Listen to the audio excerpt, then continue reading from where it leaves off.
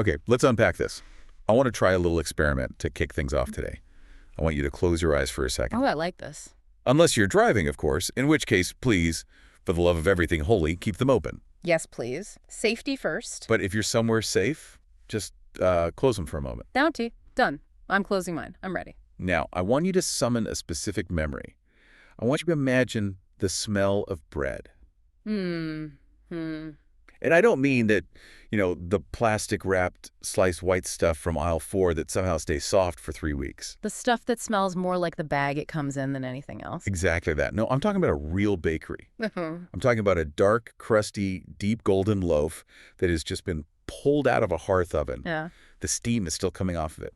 That smell, it's nutty, it's caramelized, it's fermented.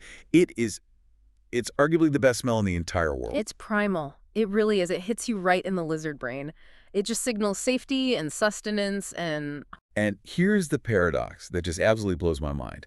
And it is the central tension of everything we're talking about today. Okay. To make that bread, that incredible life-affirming thing, you really only need 4 ingredients: flour, water, salt, and yeast. That's it. 4 things. On paper, it is the simplest recipe in the culinary world. It's peasant food, right? At its core. But, and this is a massive but, getting those 4 things to actually behave, to, transform from a sticky mess into a perfect baguette. It is a nightmare if you don't know the rules. A complete nightmare. It is scientifically almost unbelievably complex. It is. It's a delicate dance of, organic chemistry, biology, thermodynamics, and physics, all in one lump of dough. Yeah. That is what we are unpacking today. Exactly. We're doing a deep dive into the world of baking artisan bread, largely based on the masterwork and the teachings of Ciril Hitz. A true master of the craft. And the mission for this deep dive is, I think, pretty specific. We want to take you, the listener, from being a recipe follower, which is where I think most of us live. Yeah, the add 1 cup of water, stir, and then pray method. Right. Why is it sticky? I don't know, the recipe didn't say. Just keep stirring. We want to move you from that anxiety to being a baker. And what is the actual distinction there for you? Control. That's the word. The difference is understanding the why. It's not just the how. When you know why the salt fights with the yeast or why the bran cuts the gluten strands, you stop being afraid of the dough. You stop being its victim. Yes. You gain control over the process. You can look at a wet, sticky mess on your counter and say, okay, I know exactly how to fix this. And more importantly, I know why it happened in the first place. So let's start with that word I threw out there, artisan. Because you see it everywhere now. I'm not kidding. I saw artisan firewood at a gas station the other day. No, you did not. It was just a bundle of sticks with twine around it. That is the linguistic tragedy we are living in. It's just... It's a total buzzword. Yeah. So they lost almost all meaning. It's a marketing hijack. Historically, artisan is a noun. It refers to a skilled worker, right? A craftsperson, someone who has devoted years, maybe a lifetime, to a specific trade. Like a blacksmith or a cooper. Precisely. But marketing teams, probably back in the 90s, they realized that artisan sounds expensive, it sounds romantic, it sounds authentic, so they just turned it into an adjective. And now they slap it on everything. They slap it on mass-produced cheese, on factory chocolate, and on assembly line bread to try and give it a soul that it just doesn't actually have. It's the romance of the handmade, sold by a machine. That's a perfect way to put it. But Ciril Hitz, and the material we're covering, he has a very strict definition that we are going to use as our North Star today. Okay, so what's the real definition for our purposes? For him, artisan bread, number 1, must be handmade. It involves the baker's touch, the baker's judgment. Okay. Number 2, it is crafted using quality, natural ingredients. And number 3, and this is crucial, no chemical additives. No dough conditioners, no preservatives. But does that mean we have to be Luddites about it? Are we, grinding our own wheat with stones and churning butter by candlelight? Because, frankly, I don't have the time for that. No, and thank goodness for that. That's a really important distinction. Hitz is actually very pro-technology. He calls technology the baker's friend. Okay, so where is the line then? What's artisan tech versus industrial tech? The line is intent. It's all about intent. You use a mixer to save your back and your shoulders, not to rush the process and over-oxidize the dough. Right. You use a retarder, which is basically a fancy temperature-controlled fridge, to control the fermentation so you can sleep at night, not to chemically alter the dough. The goal is to use technology to gain efficiency and consistency without losing that handcrafted soul of the product. It's about balance. It's all about balance. Speaking of efficiency, there's this concept in the material that I love called geometric expansion. Sounds like a math class or maybe a strategy in a civilization-building video game. I am researching geometric expansion, yeah. It does sound intense. But it's actually the secret to how professional bakers survive. And maybe more importantly, how a home baker can actually feel productive and not like they spent an entire weekend just to make one loaf of bread. So what is it? Break it down. It's the strategy of making one large batch of a master dough, let's say a standard baguette dough, and then transforming that single dough into multiple different products just by changing the shape, the geometry. So instead of making like 3 totally different doughs for a dinner party, you just make one big bucket of the same stuff. Exactly. I mean, think about it. The effort to mix 10 pounds of dough is marginally more than mixing 2 pounds. The time is almost identical. The cleanup is the same. Right. One bowl. So you take that baguette dough, you shape some of it into traditional baguettes. Great. You take another portion, maybe you roll it in poppy seeds, flatten it out, cut it into strips, and boom, you have decorative breadsticks. Okay. I'm with you. You take another chunk, cut it into squares, maybe fold in some olives or cheese. Now you have savory dinner rolls. The base is identical, but the geometry and the finishing touches are different. And to your guests or to your customers, it looks like you made 3 or 4 distinct products. You look like a hero, but you only did the hard work ones. It respects the baker's most precious resource, which isn't flour or yeast, it's time. I love that. Work smarter, not harder. Okay, let's get into the nitty-gritty. We said there are 4 ingredients, the big 4. Flour, yeast, water, salt. I really want to deconstruct these because I think a lot of us just take them for granted. Let's start with the backbone. Flour. The structure, yeah, the whole house is built on flour. I always just thought flour was, white powder. You buy the bag with the logo you recognize from when you were a kid, but Hitz breaks it down to the anatomy of the single wheat berry. Right, and this is where the biology gets really, really cool. If you can imagine a single kernel of wheat, the wheat berry as a kind of package, it has 3 distinct parts. If you imagine it like an egg, that sometimes helps. You have the bran, which is like the shell.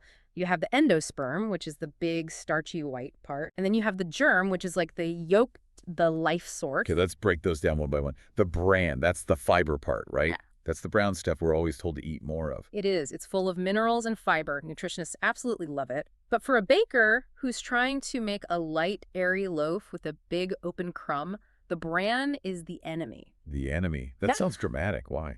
Because if you look at bran under a microscope, it's not soft, it's hard, and it has these sharp, jagged edges.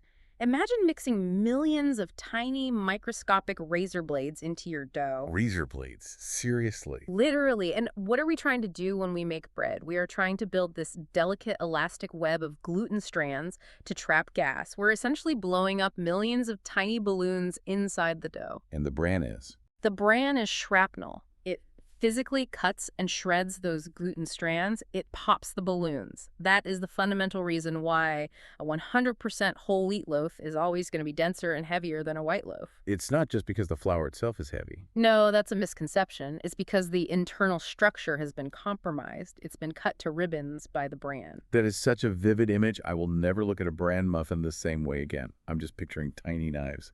So then we have the endosperm. That's the moneymaker. That's about 83% of the berry. It's the starch and the protein. When you buy all-purpose or bread flour, you are buying pulverized endosperm.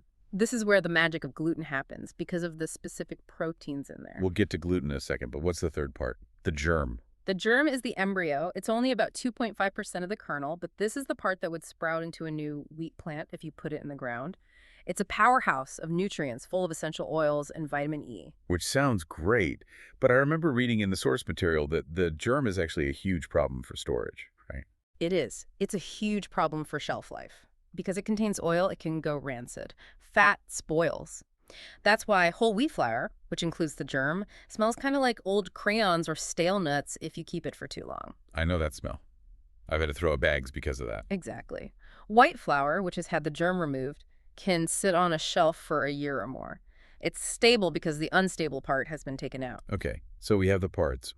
But you mentioned protein in the endosperm. This brings us to the most famous word in baking, and probably the most controversial word in modern Diet culture. Gluten. What is it actually doing? Right. So wheat is unique among all the grains because it contains two specific proteins, gluten and gliadin. You don't need to memorize the names. That's not important. Okay, good. But you need to know what they do. When you add water and you start mixing them, they bond together to form gluten. And the best analogy, Hess uses this all the time, is a web. Think of a spider web or a fisherman's net. A net that exists inside the dough. Yes, a three-dimensional elastic net. So when the yeast, which we'll get to, starts to eat sugar and burp out gas, We're definitely going to get to the yeast burping. when it releases that carbon dioxide gas, that gluten web traps the bubbles. It's like the rubber of a balloon. If the web is strong and elastic, the balloon inflates and the dough rises. And if it's weak? If the web is weak, or if it's been cut up by those brand razor blades we talked about, the gas just escapes and you get a flat, dense brick, no rise. So it's all about the integrity of that web. Everything is about the web. So when we look at a bag of flour in the store, what should we actually be looking for? The source material talks about something called extraction rate.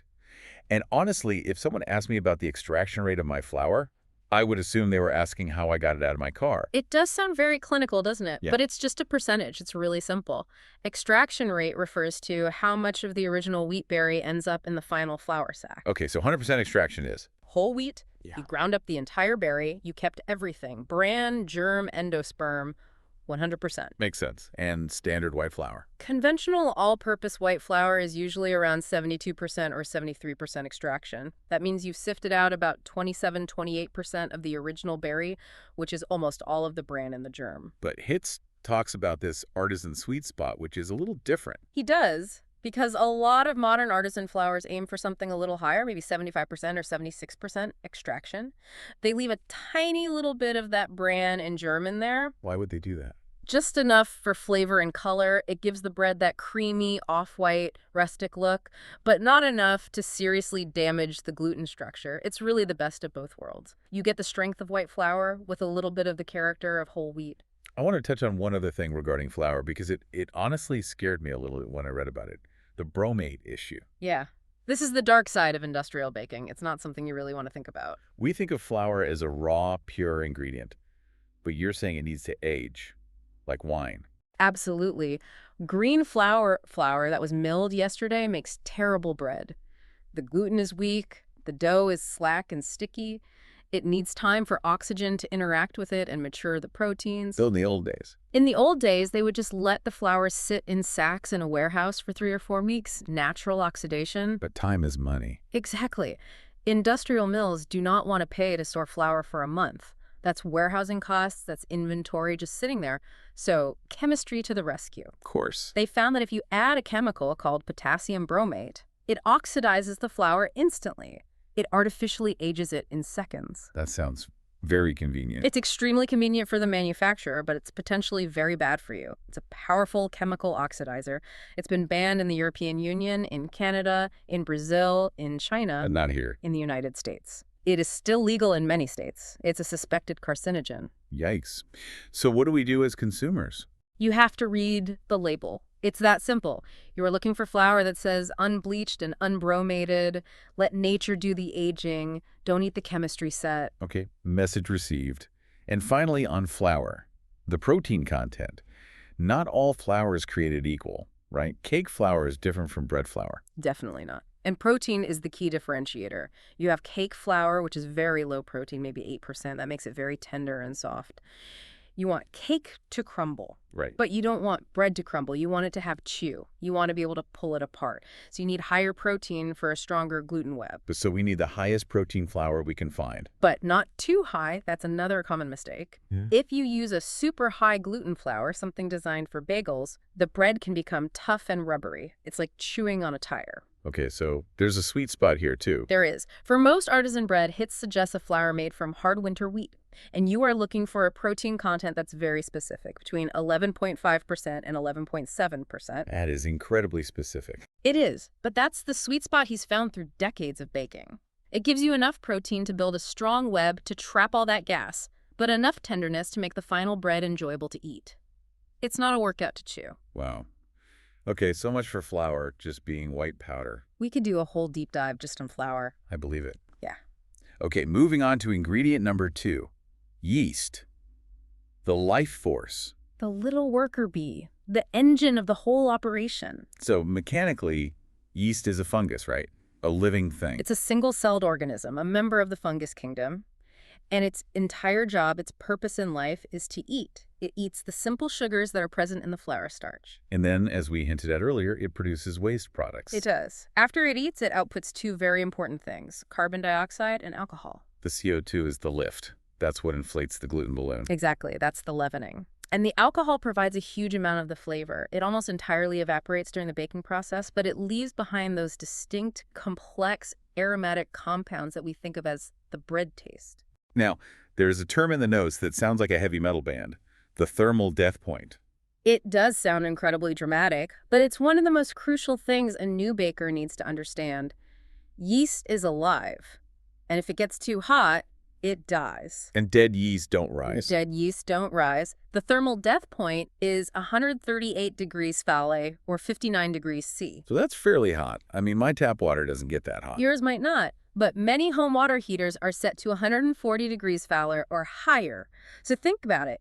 If you use hot tap water to wake up or proof your yeast, and that water is 140 degrees, you just committed mass murder in a measuring cup. You've killed your leavening agent before you even start mixing. You're done. Your bread will be a brick. You have to respect the thermal death point. Use lukewarm water, always. R.I.P. But before it dies, we have choices on which type of yeast to buy. There's the stuff in little packets, the blocks. What does Hitz recommend as the go-to? Okay, let's look at the lineup. First, you have active dry yeast. That's the supermarket standard, the little packets or jars. The living yeast cells are encapsulated in a coating of dead cells. You have to dissolve it in warm water to wake it up. That's the proofing step. Right, it gets foamy. It gets foamy, which shows you it's alive. Then you have fresh yeast or compressed yeast. It looks like a beige block of clay. It's about 70% water. It smells amazing. Yeah. Very, very yeasty. But it's extremely perishable. It only lasts about 3 weeks in the fridge. And it's really hard to tell if it's gone bad until your bread fails to rise 3 hours later. Like high risk, low reward. It's very high risk for a home baker. Yeah. So Hitz and honestly most professional bakers these days choose instant yeast. Why is that the winner? Reliability and potency. It's more concentrated. The granules are smaller, more porous, so you don't have to dissolve it in water first. You can throw it right in with the flour and other dry ingredients. It's incredibly consistent. It has a long shelf life. It's the efficiency choice. Okay, so instant yeast is the way to go for most things. But there was one other type mentioned for special cases, osmotolerant yeast. And this brings us to what I want to call the osmotic war happening inside the dough. Yes, this is fascinating science. It's really cool. So think about a dough with a lot of sugar in it, like a brioche or a sweet roll. Or a cinnamon bun, my favorite. Right. Now, you dump a massive amount of sugar into that dough. Sugar is what we call hygroscopic. It attracts and holds onto water. It loves water. So the sugar is competing with the yeast for the available water. It's worse than competing. The sugar creates what's called osmotic pressure. It literally sucks the water out of the yeast cells. It dehydrates the yeast. It creates a drought environment at a microscopic level. So you're killing your yeast with sweetness. How ironic. You are incapacitating it. You're making it incredibly thirsty and sluggish. That's why if you use regular yeast in a super sweet dough, it takes forever to rise, if it rises at all. The yeast is just struggling to survive. So what's the fix for that? Osmotolerant yeast. It's a specific strain of yeast that has been bred to withstand that high osmotic pressure. It has a sort of genetic armor that helps it hold on to its internal water. It thrives in high sugar environments. So if I'm making challah or something rich, I shouldn't just grab the standard jar of instant yeast. If you want the best, most reliable results, you should get the osmotolerant yeast. It's often labeled as gold yeast in the professional world to distinguish it from the standard red. It's like sending a camel into the desert instead of a horse. It's built for the conditions. That is wild. I never, ever thought about sugar fighting the yeast for water, which is a perfect transition to ingredient number 3, water. You call it the trigger. The trigger is the perfect word for it. Flour can sit on a shelf for a year. Yeast can sit in a jar for months. But the absolute moment you add water, the clock starts. The chemistry begins. What happens in that first second? The starch granules in the flour immediately start to swell up. The gluten proteins wake up and start bonding. The yeast rehydrates and starts looking for food. The biology begins. Everything is set in motion by water. And there's math here, too. Hydration rates. This is something I hear bakers geek out about all the time on social media. Oh, this is an 85% hydration sourdough. What does that actually mean in simple terms? It's the baker's math. It's just the ratio of the weight of the water to the weight of the flour. That's it. So if you have 1,000 grams of flour and 700 grams of water, that's 70% hydration. Simple enough. But how much does that percentage really change the final bread? I mean, water is water. Oh, it changes it drastically. It completely changes the rheology, which is a fancy word for the flow and stickiness of the dough. Right. If you are under 50% hydration, the dough is incredibly stiff. It's like Play-Doh or a bagel dough. It's tough to knead, very dense. And if you go really high? If you go over 80%, like you might for a ciabatta, it's almost a batter. It's incredibly sticky and slack. It's very hard to handle. You can't really shape it with your hands easily. It just wants to flow everywhere. So where do most artisan breads live? Most of the hearth breads we're talking about, like a country loaf or a baguette, they usually live in that 65% to 75% hydration range. It's distinct enough to hold a shape after you form it, but it's wet enough to allow for those big, irregular air bubbles in the crumb. What about the quality of the water itself? Can I just use tap water from my sink? Usually, yes. But the one enemy in tap water is chlorine. Chlorine is put in our municipal water to kill bugs, right? To kill microorganisms. Why? To keep it safe. Well, yeast is a bug. It's a microorganism. So highly chlorinated water can definitely slow down your fermentation. The fix is simple, though. Hitz just suggests filling a pitcher with water and letting it sit on the counter for a few hours. The chlorine is volatile, so it will just dissipate into the air. That's an easy fix. What about distilled water? I would have thought that pure water would be the best. No impurities. You'd think so, but no. Avoid it. Really? Why? The minerals in regular tap water, calcium, magnesium, what we call hard water, actually help yeast fermentation. They act as nutrients for the yeast. Distilled water is too empty, too pure. The yeast needs those trace minerals to thrive. It's like trying to run a marathon on distilled water versus an electrolyte drink. You need the minerals. Fascinating. Never would have guessed. Okay, the final ingredient of the big four, salt. You call it the control switch. And it is absolutely the most misunderstood ingredient of the four. Because we just think it's for flavor. And let's be honest, unsalted bread tastes like sadness. It's awful. It tastes like cardboard. It's bland and terrible. But its chemical role in the dough is arguably even more important. Its main job is to control the fermentation. It acts like a brake pedal for the yeast. A brake pedal? How? Just like sugar, salt creates osmotic pressure. It makes it harder for the yeast to absorb water and nutrients. So without salt, the yeast just eats the sugar wildly and way too fast. The dough over-ferments. What does an over-fermented dough look and feel like? It gets sticky, weak, it smells sharply alcoholic or sour, and it collapses easily. The gluten structure breaks down, salt slows down that digestion, it brings order to the chaos, it makes the fermentation proceed at a controlled, even pace. But why do we want to slow it down? Don't we want the bread to rise? We do, but we want it to rise well and develop flavor over time. And here's the real kicker about salt. If the yeast eats all the available sugar in the first hour because there was no salt to slow it down, there is no sugar left for the crust. Wait, what does the sugar have to do with the crust? I thought that was just about heat. It's about caramelization. The beautiful browning of a bread crust is, in large part, the residual sugars in the dough caramelizing under the heat of the oven. If the yeast eats all the sugar during fermentation, you will get a pale, white, sickly-looking crust. No matter how long you bake it, it just won't brown properly. So the salt is responsible for the golden color of my loaf. Indirectly, yes, by saving some sugar for the oven. It also has a tightening effect on the gluten proteins. It makes the whole web stronger and more cohesive. But there is a huge warning here in the notes. A danger zone. The danger zone. This is a classic rookie mistake. Never ever let the salt and the yeast sit touching each other directly in the weighing bowl before you mix. Why not? What happens? Salt is hygroscopic, just like sugar. If a concentrated pile of salt touches the yeast cells directly, it will pull all the moisture out of the yeast and kill it. It chemically burns it. So it's the same osmotic pressure thing, but on overdrive. Exactly. It kills the yeast before you even start mixing. So if you're measuring your ingredients into one bowl and you might walk away for 10 minutes, keep them on opposite sides of the bowl. Or put the flour in between them as a buffer. That's a great tip. Okay, we've got our ingredients. We understand them. Now we need gear. And this is where we have to talk about what you call the war on volume. The cup versus the scale. A battle for the ages. I grew up with cups. My mom used cups. My grandmother used cups. Why is Hitz, and pretty much every professional baker, so against them? Because a cup of flour is a lie. A lie. That's harsh. Okay, maybe not a lie, but it's wildly unreliable. Think about it. Flour is compressible. If I scoop a cup of flour by just dipping the cup right into the bag and leveling it, I'm packing it in, that cup might weigh 160 grams. Okay. But if I first sift the flour into a bowl to aerate it, and then lightly spoon it into the measuring cup, that same cup of flour might only weigh 120 grams. Wow, that's a 25% difference. It's a 25% difference in your main ingredient. And as we just learned with hydration rates, a 25% difference in your flour to water ratio completely changes the chemistry and the handling of your dough. One becomes a brick, the other becomes soup. You would never do a chemistry experiment with a handful of this and a pinch of that. Of course not. Baking is chemistry. You need precision. You need a scale. And specifically, a digital scale with a tare function.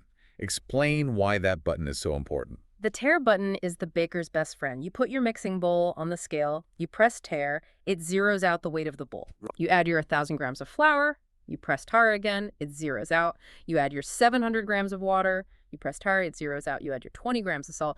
You do everything in one bowl. There are no dirty measuring cups to wash, and it's perfectly accurate every single time. It's just better in every way. And he pushes for the metric system, too. Grams instead of ounces, Ugh. which as Americans we love to hate. I know, we have a weird resistance to it. But base 10 math is just objectively easier for recipes. Calculating 70% hydration for 1,000 grams of flour is easy. It's 700 grams. Calculating 70% of 2 pounds 4 and 38 ounces? That's a headache and a half. That's a very fair point. No calculators needed. Now let's talk mixers, because I think a lot of people feel guilty using a mixer for artisan bread. They feel like they should be kneading by hand for 20 minutes on a floured board to, earn the bread. Hand mixing is wonderful. It connects you to the dough. You can feel it change. If you want a great workout, go for it.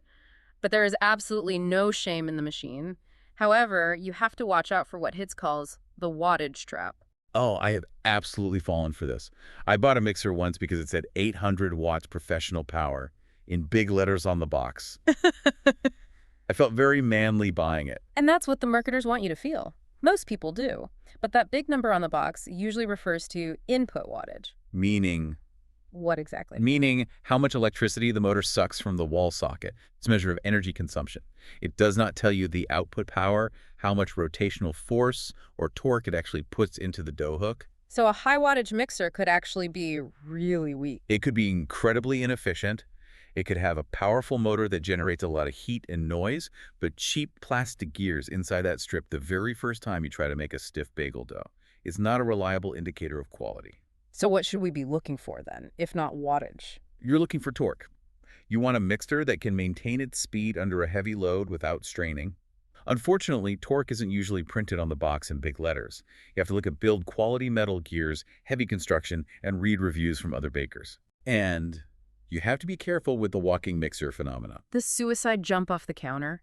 I've seen videos of this. The mixer starts vibrating and shaking and literally moves itself across the counter. Bread dough is stiff. It fights back. As the hook goes around, it pushes against the machine. If you're not watching, that expensive stand mixer can walk right off the edge of the counter and smash on the floor. What's the pro tip to stop that?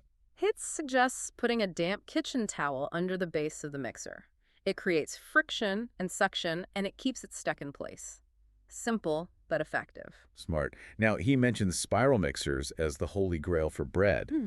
How is that different from my KitchenAid-style mixer? The spiral mixer is the professional standard for a reason. In a standard stand mixer, which we call a planetary mixer, the bowl stays still and the hook spins around, kind of like a planet orbiting the sun. Okay, planetary, that makes sense. Exactly. In a spiral mixer, the hook spins, but the bowl spins too, in the opposite direction. So it's a double action.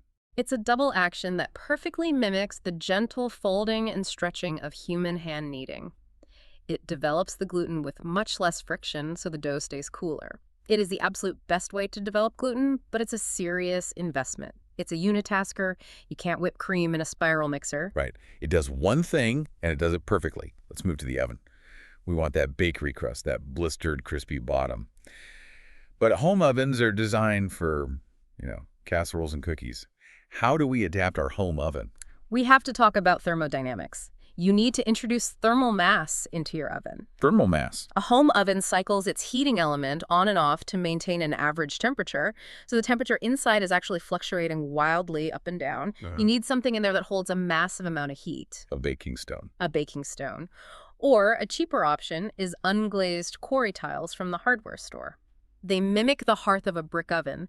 They soak up heat for an hour while the oven preheats, and then they release that stored heat steadily and powerfully into the bottom of the loaf. And that's how you get oven spring. Right? That is the secret to oven spring. That sudden puff of expansion when the cool dough hits that super hot surface. A thin metal baking sheet just can't store and transfer heat like that. And what about steam? Professional deck ovens inject steam. Why do they do that? Steam is all about the crust. It keeps the surface of the dough moist and flexible for the first 5 to 10 minutes of baking. Wait, I thought we wanted a crispy, dry crust. Why would we want it to be moist? We do, but only at the end. If the crust hardens and sets immediately upon entering the oven, the bread can't expand. It's like trying to blow up a balloon that has been encased in concrete. It will just tear or burst in a weird spot.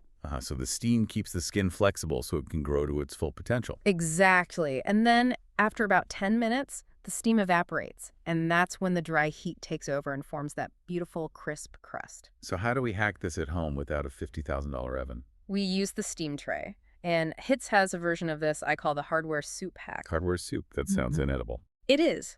You take an old cast iron pan or a metal tray, you fill it with lava rocks from the garden center, or even old nuts and bolts, anything metal that has a lot of surface area. Okay. I'm slightly concerned, but go on. You put that tray on the bottom rack of the oven while it preheats for an hour, get it screaming hot.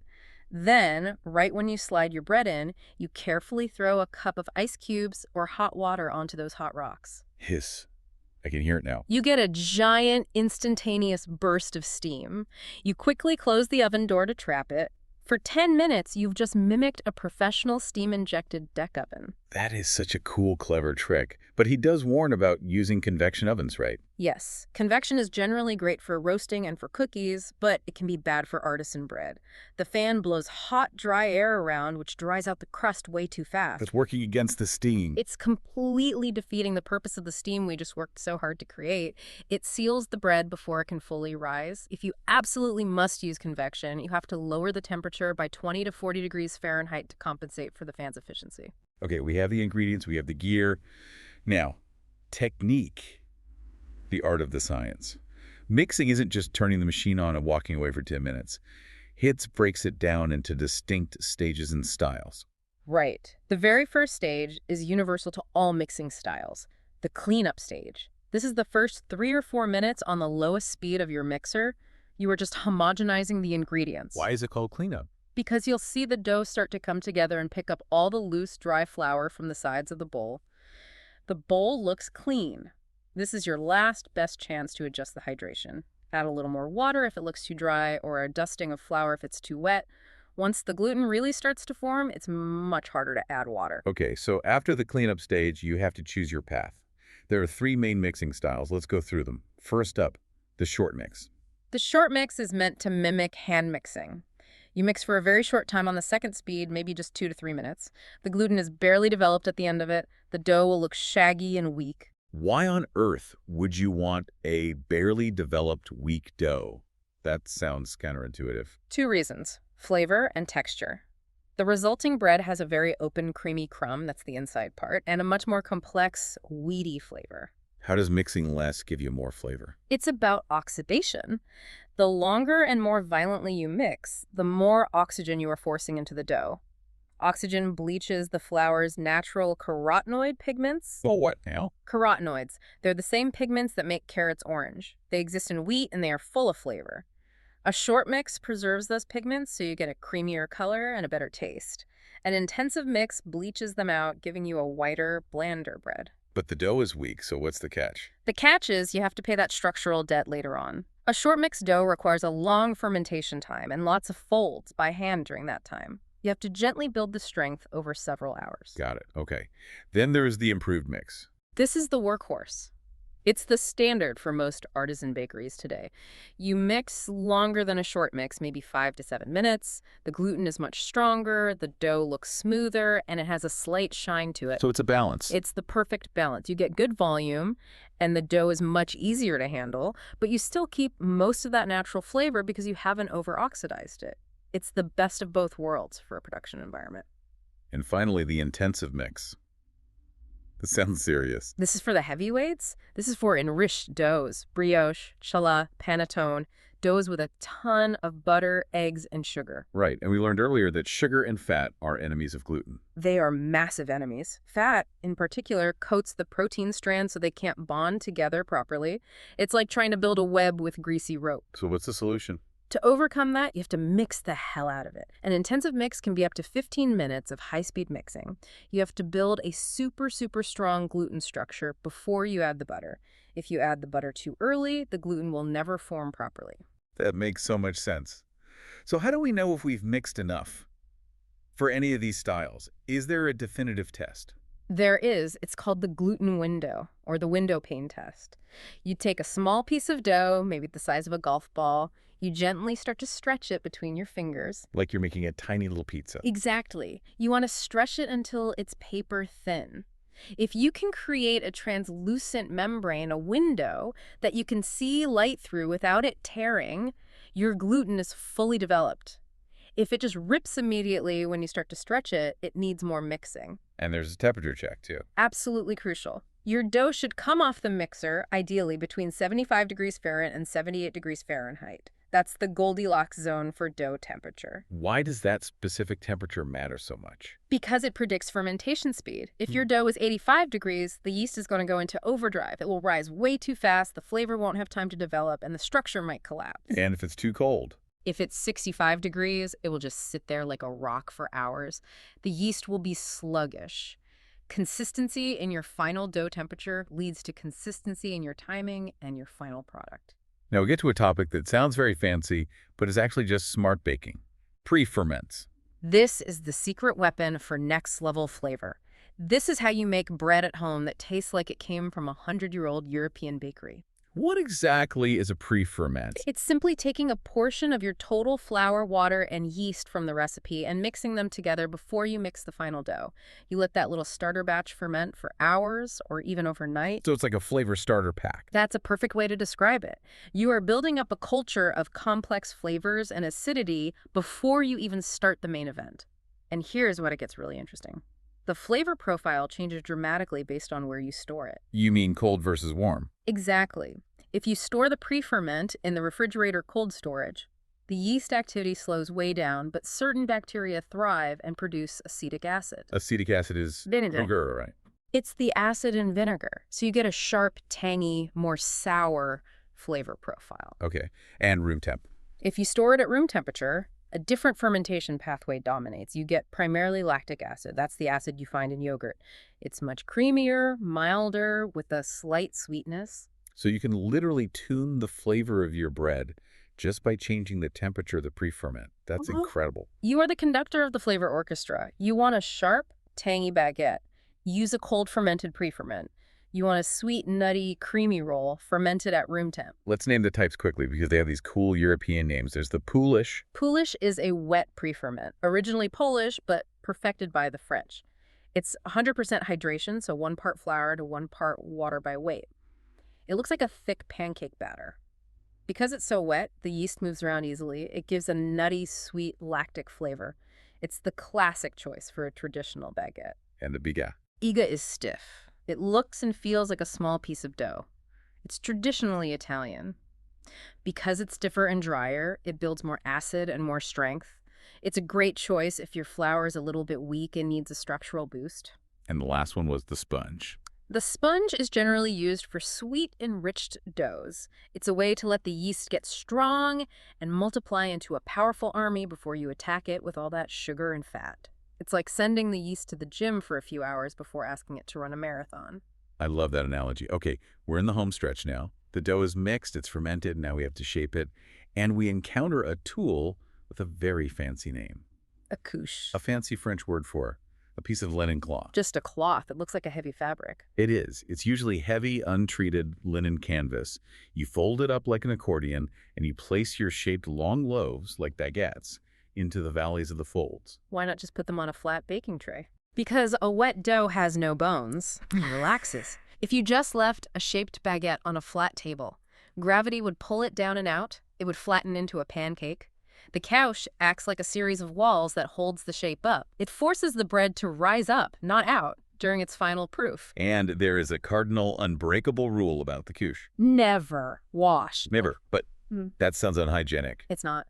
After you use it, you scrape off any dried dough bits with a bench scraper. You hang it to dry completely, but you want that fine layer of flour to impregnate the fabric. It becomes seasoned like a cast iron skillet. It becomes naturally nonstick. What happens if you wash it? If you wash it, the fibers swell up, the residual flour turns to a sticky, gluey mess, and it's basically ruined. You just shake it out and let it be. Got it. Okay, after its final rest in the couche, we have to do the scoring, the cutting. Using a lame, which is another French word, it just means blade. It's basically a razor blade on a stick. Is this just for decoration? To make it look pretty with the little ear on top? It looks beautiful, but no, it is 100% functional. The bread is going to expand massively and violently in that hot oven. That's the oven spring. If you don't give it a designated place to expand, the pressure will build up and it will burst open at its weakest point, usually the side near the bottom. It will look like a tumor. Charming. Scoring creates a controlled weak point. You are literally telling the bread, "Open here, please." You are guiding the explosion. It just so happens that a well-guided explosion looks beautiful. Then comes the scariest part for me, the transfer. Getting that floppy, delicate proofed dough onto the screaming hot stone without ruining it. This is the moment of panic for almost every new baker. You've spent 24 hours making this beautiful dough, and now you have to slide it into a 500-degree oven without deflating it. The book talks about the tablecloth trick. Not quite a tablecloth, but using a peel, that big wooden or metal paddle bakers use. You dust it heavily with cornmeal or coarse semolina so it acts like little ball bearings. You gently load the dough onto it. Then, with a quick, confident flick of the wrist, you slide it onto the stone and yank the peel back. Confidence is key. Hesitation is death. If you hesitate for a split second, the wet dough sticks to the peel, it folds over on itself, and you have a sad calzone instead of a beautiful baguette. You have to commit. Or you could use the cheat code. You can absolutely use the cheat code, which is parchment paper. Put the proofed dough onto a sheet of parchment paper. You can score it right there. Then you just slide the whole paper, dough and all, right onto the hot stone. And the paper doesn't catch fire. The paper won't burn at those temperatures, though it might get brown and brittle. Yep, it makes the transfer completely foolproof. No mess, no stress. I am team parchment all the way. Why make life harder than it needs to be? There is absolutely no shame in parchment. Finally, the bread comes out. It's crackling. It smells amazing. The last step. Yeah. You put it on a wire rack. A crucial, non-negotiable step. Do not put that hot loaf on a solid plate or a cutting board. Why not? Because the bread is still releasing a huge amount of steam as it cools. If you leave it on a solid surface, that steam will get trapped, condense into water, and you'll get a soggy bottom. The wire rack allows for air to flow all around the loaf, keeping the crust crisp and perfect while it cools. This has been so dense. In a good way, like a good German rye bread. Nice analogy. I like that. As we wrap all this up, I want to circle back to the why. Why do we do this? Why not just go to the store and buy the bread? It's cheaper, usually. It's definitely faster. The source material opens with a foreword by Jeffrey Hamelman, who's another absolute legend in the baking world. And he touches on something really profound. He talks about how most of us live in this stressed, disconnected world. Everything is digital. Everything is abstract. We type into screens and send emails into the void. We don't make things with our hands anymore. And bread is so incredibly tactile. It is elemental. You are working with your hands. You're working with living things, the yeast, the bacteria, the wheat. Hamelman says that baking reunites us with that ineffable and elemental connection that humans have had with their food for thousands of years. It grounds us in the physical world. It's the sensory reward, too. The feel and warmth of the dough, the incredible smell filling the house, the sound of the crust crackling. They call it the song of the bread as it cools. It creates a quiet space in a loud world, and it requires patience. You cannot rush fermentation. The dough works on its own schedule. It forces you to slow down and pay attention. And Ciril Hitz really emphasizes that baking is a journey, not a destination. You never really master it. You never stop learning. No, never. Every batch of bread is different. The humidity in your kitchen changes, the batch of flour changes, your kitchen temperature changes. You have to learn to adapt. He says you have to feed your unique learning style. Experiment. Try a new flour. Fail. Eat the failure. It's usually still pretty tasty if you just toast it, and then try again. I want to leave everyone with a final thought to mull over, based on something we discussed. We talked about the wattage myth with mixers, how we assume a higher number means better or more powerful, but it really just measures how much energy the machine consumes from the wall. Right. Input versus output. A classic confusion. And I wonder where else in our lives we are measuring input wattage and confusing it for quality or for actual output. Are we measuring our productivity by how many hours we sit at a desk, the energy we consume, rather than by what we actually create and accomplish? That is a really provocative thought. Are we just high wattage mixers walking ourselves across the counter, making a lot of noise and generating a lot of heat, but not actually kneading the dough efficiently, not actually producing a strong, well-developed result? Exactly.